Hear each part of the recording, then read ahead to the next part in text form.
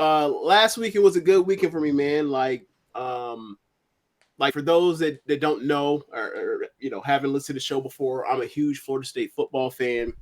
It's probably the first thing I ever loved that wasn't a family member. Like, just got to be honest with you. Well, I'd probably take that back. Probably like Hulk Hogan Ultimate Warrior Sting, some shit like that. Maybe whatever. Besides the point, right? Um, so yesterday or this weekend we had to play one of our biggest rivals, Miami. We beat that ass. It was fun. The game was it was a 2-score game. They caught a lucky break and they ended up making a 1-score game. Miami fans, they're still in the delusion. They still always think that like they're always back. Like it's a situation where it's 1980, like it's 1987, where like we're University of Miami, the biggest fucking or most fertile recruiting ground in the nation is Miami. We could just turn the key and get it going. It's like, nah, man, not quite. Like, y'all campus is like 21 miles away from your stadium. Like, your indoor facility is 60 yards long. There's a lot of problems going on. There's a lot of problems y'all got. Wasabi King in the comments saying, like the Knicks, there is some similarities between the Miami fans and the New York Knicks fans, but I feel like the Knicks fans need a lot less to come out here and puff the chest out. They are similar. The similarities are that they're always talking shit. Win, lose, draw, they're always talking shit. Where the similarities end is that the University of Miami has won something in my lifetime. Okay, they've won 3 national championships. I've been alive. They've won 5 national championships. Right, the titles from 1970 and 1973 for the Knicks. This shit's over 50 years old now. Right, they are. Yeah, I was gonna say. Let's see things that happened in 1973. Oh damn! Jesus Christ! What year did John Lennon get shot? Richard Nixon was the president of the United States. Jesus fucking Christ!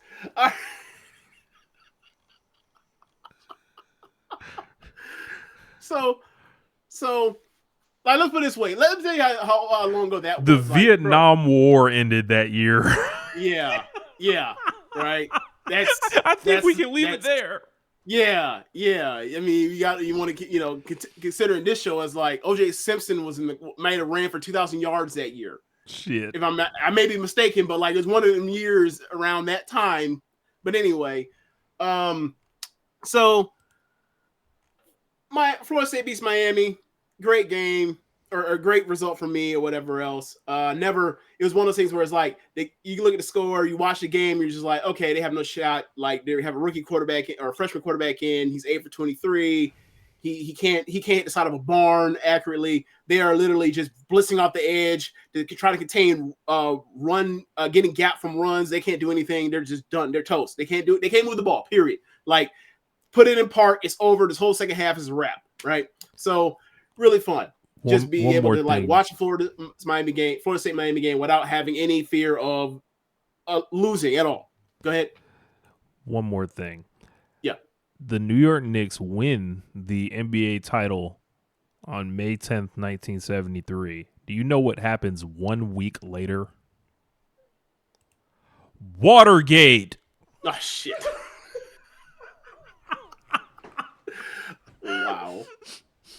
Wow. All right, so I'm gonna speed up the story to get to it. I'm gonna speed up the story because we're already go to hell, Knicks.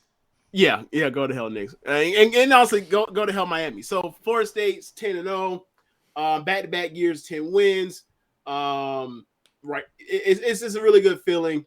And we play Florida. Florida's defense is even worse than Miami's or whatever else. Their offense a little bit better, but like they're in the process of like they just played Georgia, got their ass stomped out. They just played LSU this week and got stomped. They lost to sorry ass Arkansas a couple weeks ago.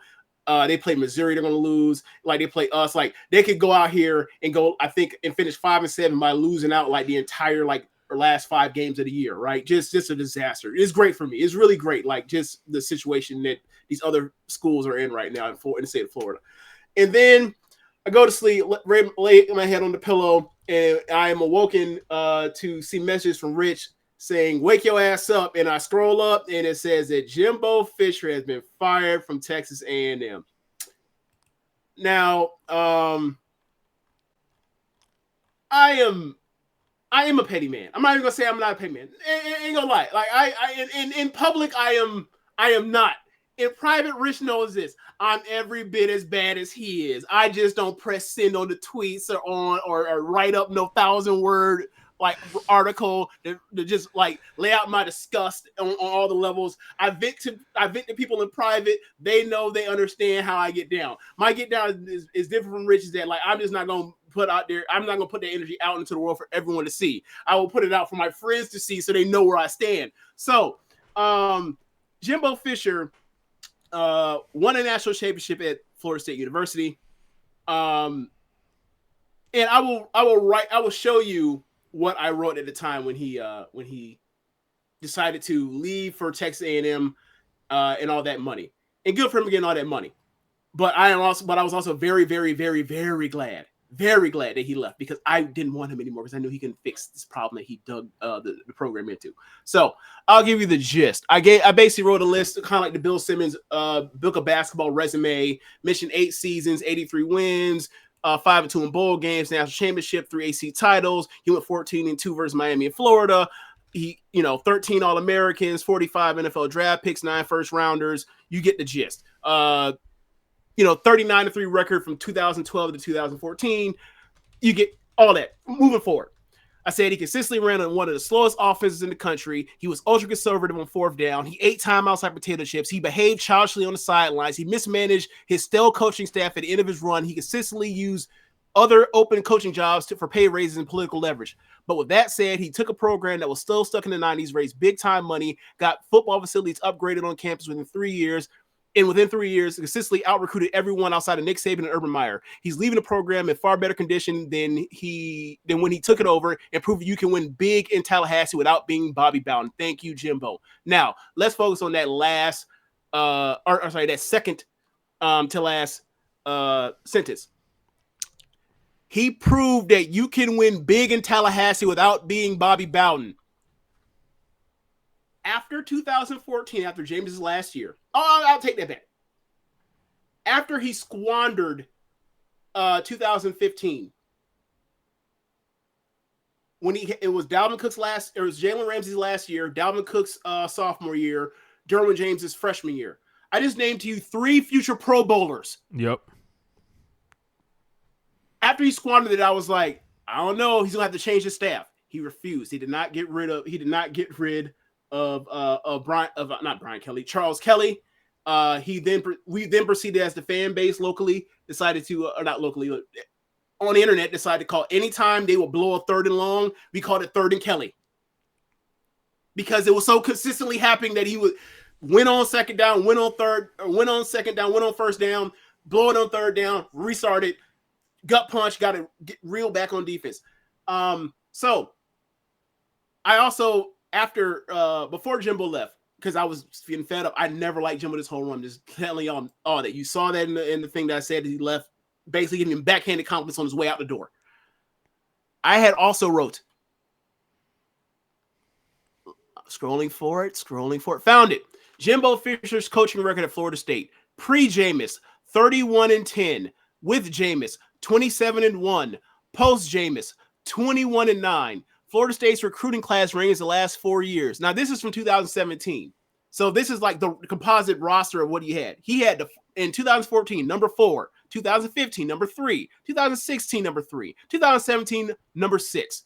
Conclusion, Jimbo Fisher ain't shit without a Heisman-winning number 1 overall quarterback as his number overall pick as his quarterback. I have been sitting on this for years and years and years. And when around 2017, I believe that is when they were, trying to kick out Les Miles out of LSU, and LSU was gunning for Jimbo. And I was like, please, he's done here. He ain't gonna win. He's not gonna win at the level that Florida State could win at here anymore. He's fucked it. It's a wrap. It's done. But it didn't work. They gave Les Miles another year, and then they fired him, and then they brought in I forgot who. They brought in Orgeron. Yeah. Or they promoted Orgeron, right? And Orgeron won a fucking national title. but besides the point, Jimbo sticks around again, right? And it keeps going down. It keeps going down. And it's like, he's not fixing this. It gets even worse and worse. And then the people start getting on my side. I was saying this back then, 2017. 2018 rolls around, they're like, oh, it's over. It's really, really over. So then he packs up. He Texas A&M pays him a boatload of money because they have more money than God. They got more money than Texas. That's how much money they got. I used to think that Texas A&M had like top 5 money. No, they got more money than everybody. Literally everybody. So he leaves. I was like, good riddance. The whole thing about like the the stupid local coach talk shows that they do with Saban or everybody else. Those are so great. Like when they asked him about loyalty, when the dude walked up and asked him about loyalty, and then they ran him off, right? I was like, good for him, because he has consistently with the LSU job hit him up for more money. Then the A&M job, Florida State was like, no, we're not doing this again with you. Leave, walk. We're not going to wait 3 more years and have to fire you and pay you all that money on a buyout. And sure enough, look at A&M's buyout, $75+ million. So going back, John James Fisher, ultimate hustler. Yes. Him and his agent, Jimmy Sexton. So,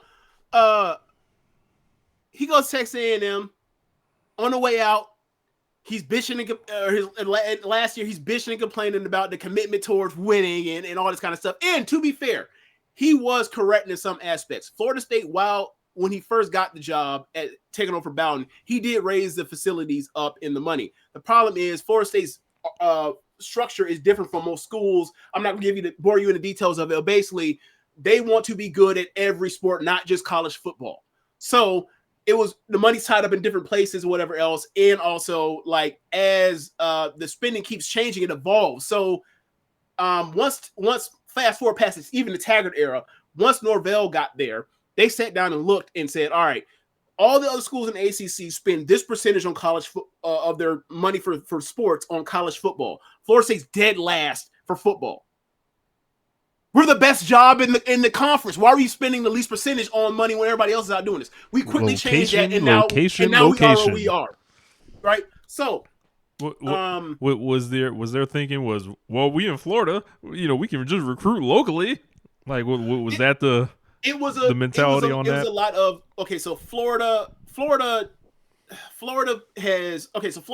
State and Miami, going back to like when this thing took off in the 80s for all 3 schools with the population boom and everything, it was an untapped source. No one knew that Miami was his thing. It was a sleeper city for all that talent. No one knew that basically from I-4 below, this is the best country area for college football. People learned this over the decades, but they didn't know that because the population booms. But once they did, everybody starts to recruit. Everybody recruits Florida. Everybody does. So what happened was, once you have, Ohio State, Georgia, Alabama, USC, Michigan, on and on and on and so forth, also recruiting, people look around and be like, hey man, like, look at these facilities. That's real nice. Hey man, like, I'm playing, like, University of Miami, it's always been a dump. Their facility's always been a dump.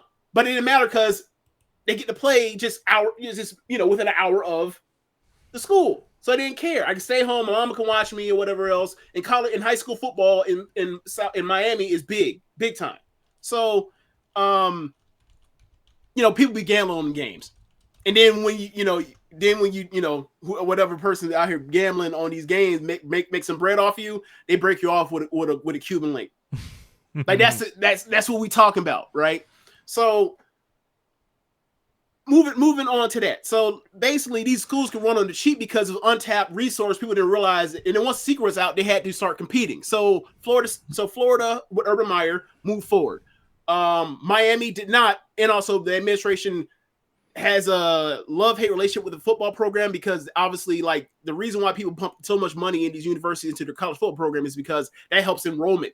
They want, like, that's their advertising arm for the school, right? So we're winning right now.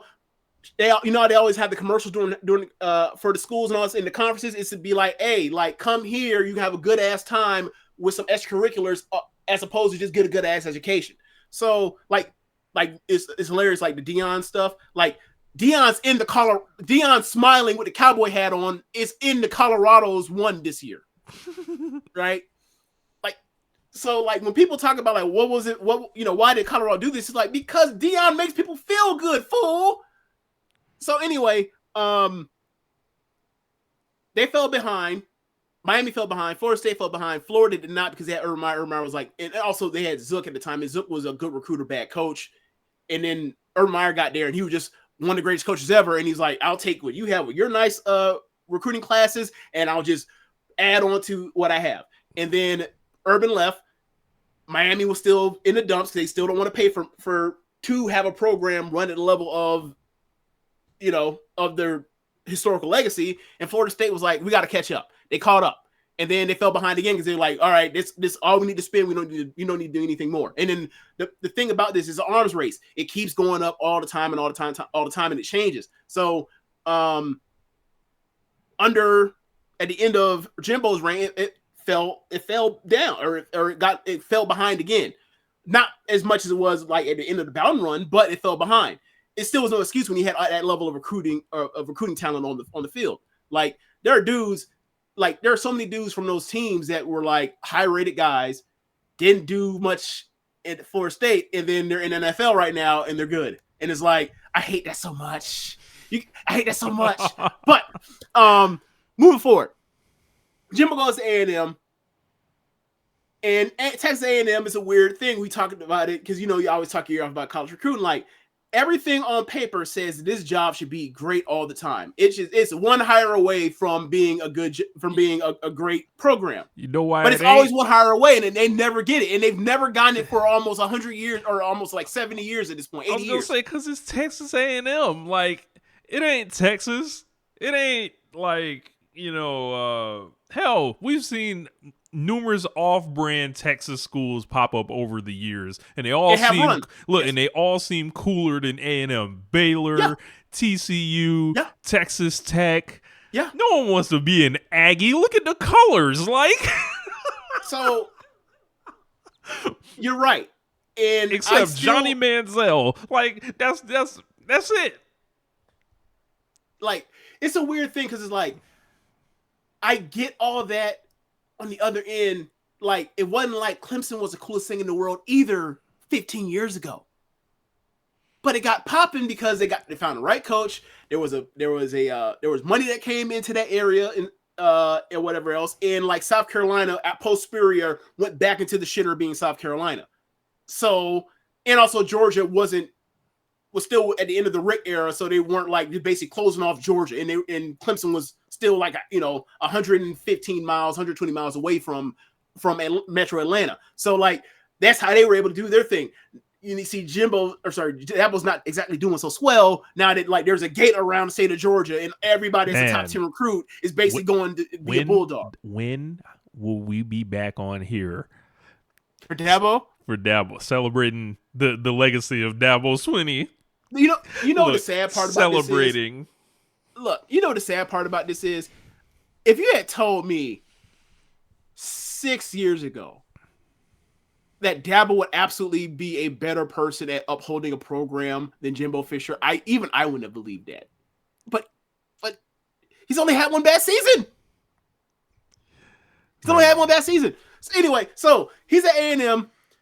A&M is an 8-4 program. It was an 8-4 program when it was in when it was in the SWAC. It was an 8-4 program when it was in the Big 12. It's an 8-4 program when it's in the SEC. It's gonna be an 8-4 program 100 years from now. That's what it feels like. They got all the money in the world. They're so close to Houston, which is the number 3 best recruiting area in the country.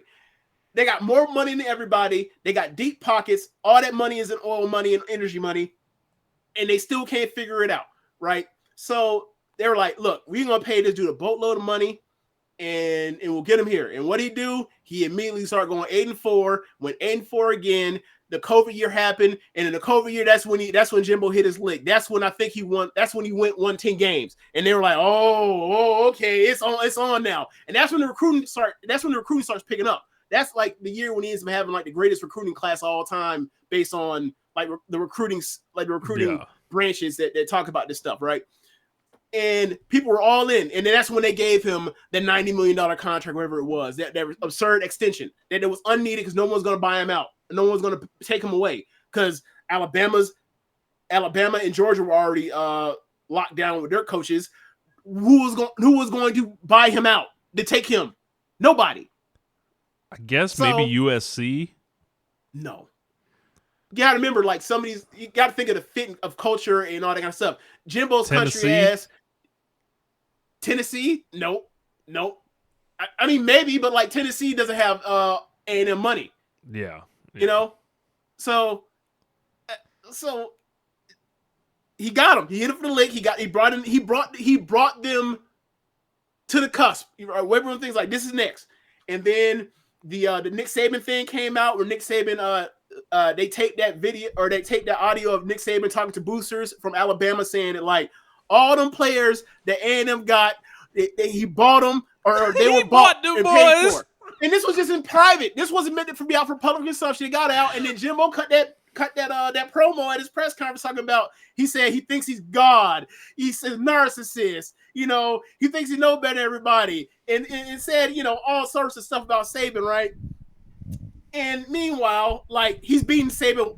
Flash forward now, he's only been able to beat Saban one time ever in his whole life as a coach. He's one of the many LeBron assistants on the Saban branch, right? All of them, just all LeBros. The only person that's born as off that Saban branch and tree or coaching tree that's born any fruit is Kirby Smart. That's it, right? Well, you say Jimbo, he won that championship. I can't say that's unfair. That's something for me to say because he actually won that championship, so I can't say that. So two out of all the assistants in the SEC, well, like half the fucking SEC were all Saban assistants. Only two of them ever did anything. So. Moving forward, it's time. 2021 comes around, 8-4 fucking again. 2022 comes around, 8-4 again. Getting blown out by Miami, and Miami's a dumpster fire. So they come back this year. It's like, hey man, people start looking around like, hey man, that buyou's real high.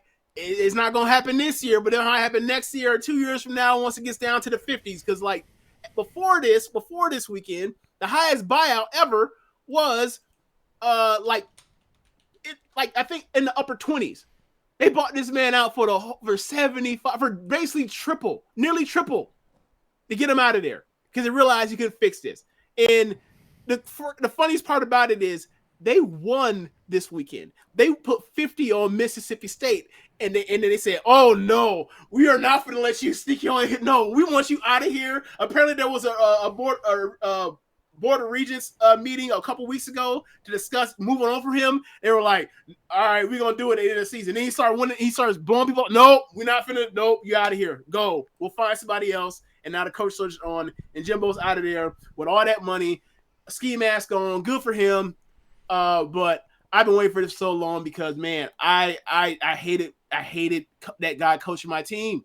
I hated what, and I said my team like even while he was successful, it was just not fun to sit there to be like, this dude is an offensive guru that has put quarterbacks in the league. Were they successful? No. That's neither here nor there. Put quarterbacks in the league. Meanwhile, he's out here trying to manage a game and also looking through a fucking Cheesecake Factory menu of the flipping through to try to find the perfect call for this second and 5. Meanwhile, you look up, oh shit, timeout, because I've been my nose looking. I've lost track of time. There were so many games where they lost, where they nearly lost because they didn't have enough timeouts because he couldn't manage the fucking game. He couldn't relinquish the reins to hand the play calling off to somebody else. Or I call a play, you call a play. Running every play to the short side of the field. Oh my God, you say it because college has the wide hash, so like there's even less room if you're on the far thing. He loved nothing more than to run a fucking toss or a sweep or a screen over to the short side of the field where there's no space. What are you doing? Run it to the field, not the boundary, dummy.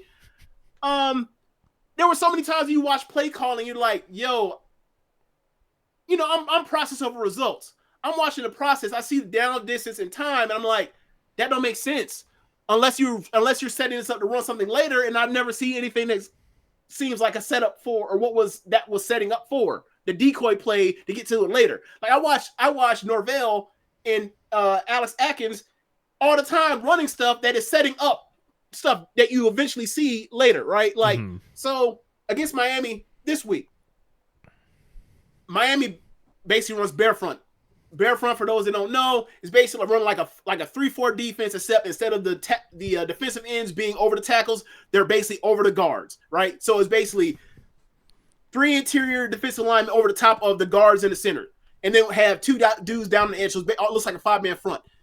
They ran a different variation of counter with a fucking tight end pulling from the backside. That's rare. That's some like shit from the 80s. They're always trying new things or whatever else in Norvell's system, right? Not Jimbo. You know what you're getting. You know what you're getting. And eventually they say, hey, man, the money talked to A&M and said, or A&M's money talked to them and said, hey, Jimbo, you got to relinquish play calling. Bring in Bobby Petrino. Bring in Bobby Petrino. Unbelievable. You know, you had a little scandal thing going on with the Jameis Winston thing. We're going to bring in this dude that was out here sleeping with the help to be the offense coordinator.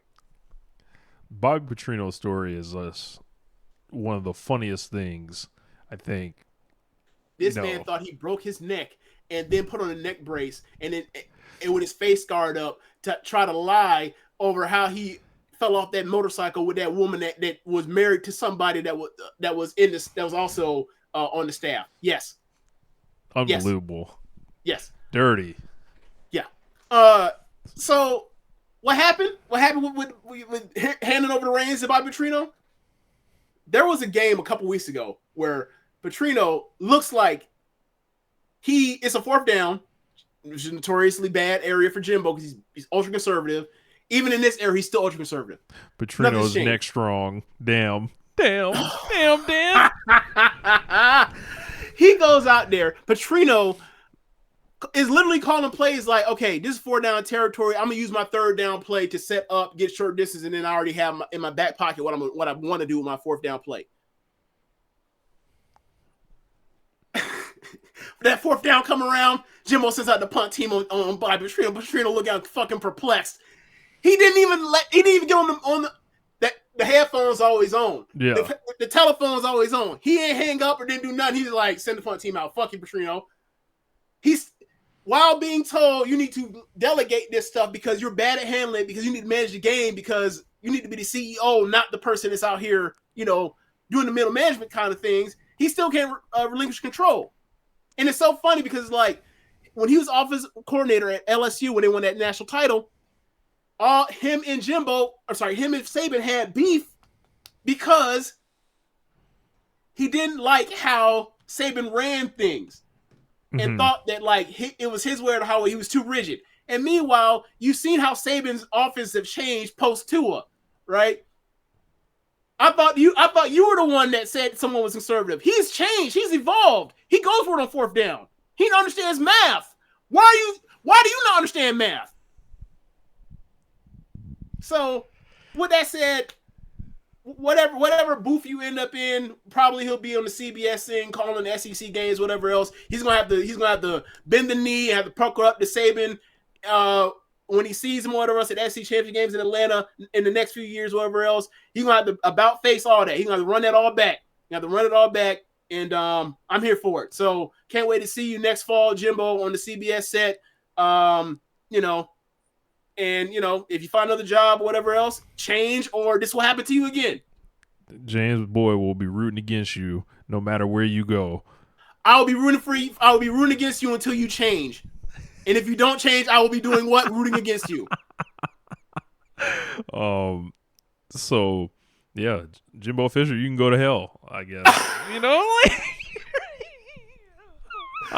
But, bro, it's so sweet, bro. It's so sweet. He nosedived the plane, and as Norvell has gotten past the Taggart stuff and has gotten it up, gotten the plane back up, going back up to 30,000 feet in the air.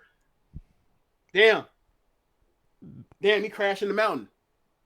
Damn. Oh well, it's so sweet. It's so sweet, man. Yeah, so Jimbo Fisher. How long did we spend on that? At least he can make the. We went 30 minutes on this. At least we can count on seeing Jimbo for the 10-year anniversary for the national championship. He can show up uninhibited. Oh yeah, that's right. That's right.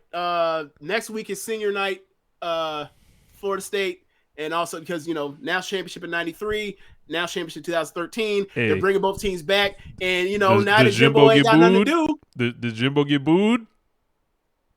Rich, why do you think I want him to show up? you thought I want him there out of sincerity of my heart? Because bad faith. Alabama.